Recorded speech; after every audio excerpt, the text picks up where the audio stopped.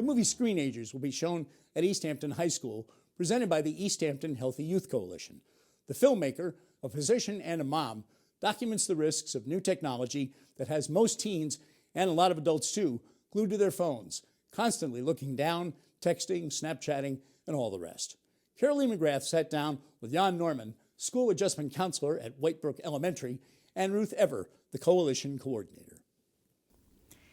Well, it's something that I think came through an email or something a while ago, and I saw it and I thought, boy, that's a topic that so many parents are interested in. And we just hear again and again from people, we don't know what to do about the screens and how do we set limits. And I think Jon and I have both experienced that in different ways, mostly anecdotally. But so when I saw that this film had been made, the woman who made the film is actually a physician.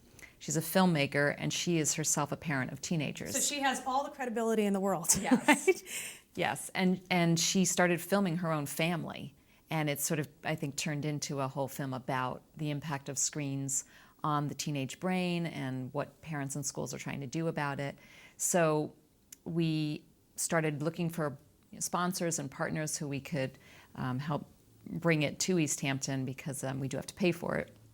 And we actually got a wonderful response from the community. We've gotten a number of sponsors from local businesses, from our coalition, and the school district. We're partnering on it. So we're excited to be able to make it happen. What are you seeing in school? What I'm seeing in school is, let me first of all talk about our school a little bit. We have a policy that there are no phones on the children during the school day. They can have them before they come in. They're supposed to go in the lockers during the day, and then after that, they can, retrieve them again. There's some times that they will get them out, but things go pretty smoothly.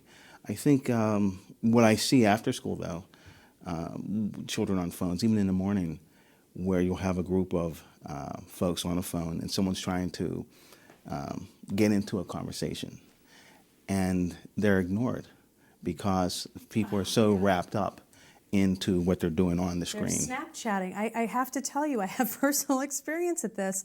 I have some children, and especially when friends come over, I can't believe it. They're sitting there next to each other on the couch, and they're Snapchatting other people. And it drives me crazy. I can't be the only one, right? No, not at all. And this is where parents are really struggling, is what is appropriate, what is not appropriate. That's not appropriate. I'm just going to say it right now. So Right. whoever was over my house, not appropriate. Right. But that's their world. So how do we help them negotiate that so that they have a sense of, oh, I actually value the person sitting across from me, as opposed to I value the person I'm connecting with on my phone? Because they'll tell you that that is their social world. Right. They're having relationships on their screen, right? That's their world, and they can't disconnect from that oftentimes without a little guidance. For some of those kids, that might be a great safety net, because they don't have to talk to people, or maybe people aren't talking to them. So Right. that's heartbreaking as well, to think that that's how the phone might be used. But in the film, it also talks about some other risks. You talked about social isolation, but digital addiction. Is that real? Oh yeah, absolutely. It's part of why our coalition is actually interested in this. Our primary mission is around substance abuse prevention, but we didn't actually see it as that much of a stretch, because our commitment is to raising healthy youth and strong families. And we know that the process of addiction to any number of things, not just substances, the dopamine response, sort of how our brains respond, are very similar, unfortunately. And there is a story in the film about a young person who really becomes addicted, sort of, I mean, you can sort of see the film, but they kind of go through the process of him having to really remove himself from the screens, because he's literally addicted, like 24 hours a day kind of thing. And do you think we've gone over the top? Because I think it's such a catch-22 for schools. On the one hand, it's wonderful, all this technology is coming in and this funding, and isn't this great? And we have the smart screens or the smart boards or whatever they're called. But on the other hand, it's sort of replacing some of the nuts and bolts of the learning process. Is that a challenge as you're an educator?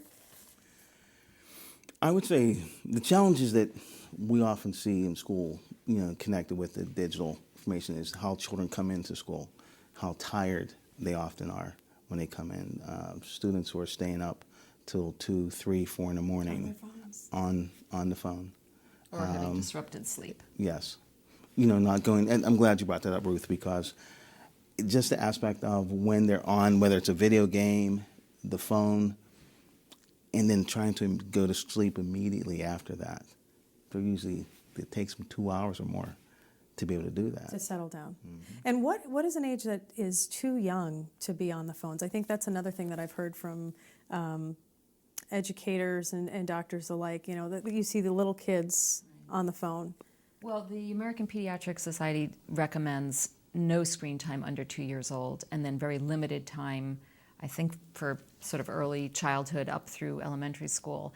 I think, the thing I want to say about this is that it's so easy for us, especially as adults, we're not digital natives, and so it's easy for us to say, oh, this is terrible, and this is something we really need to put limits on. And we do need to put limits on, and that is our role as adults, is to provide that guidance and those limitations on many levels, including screen time. And there's lots of good ways to do that, and the movie talks about that, and that's something that we'll be talking about hopefully after the film and in just the information that we share with our community. So where and when are we seeing this film?